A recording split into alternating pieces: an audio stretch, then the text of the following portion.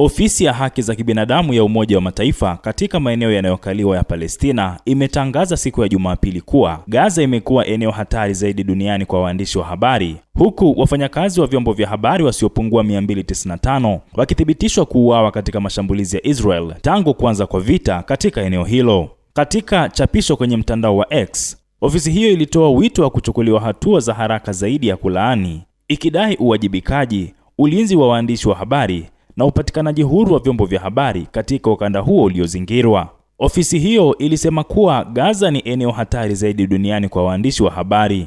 Ilionyesha kuwa imethibitisha vifo vya waandishi wa habari 295 katika mashambulizi ya Israel huko Gaza, idadi kubwa inayoonyesha kulengwa kwa utaratibu kwa wataalamu wa vyombo vya habari.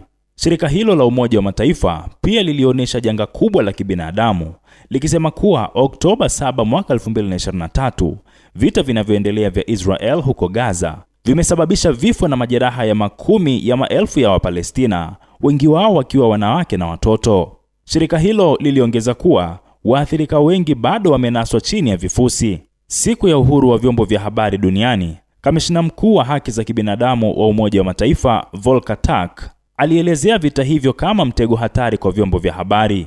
Vikundi vya haki za binadamu vimekuwa vikishutumu Israel mara kwa mara kwa kuwalenga waandishi wa habari na familia zao, pamoja na ofisi za vyombo vya habari, kwa lengo la kunyamazisha habari za ukatili huko Gaza.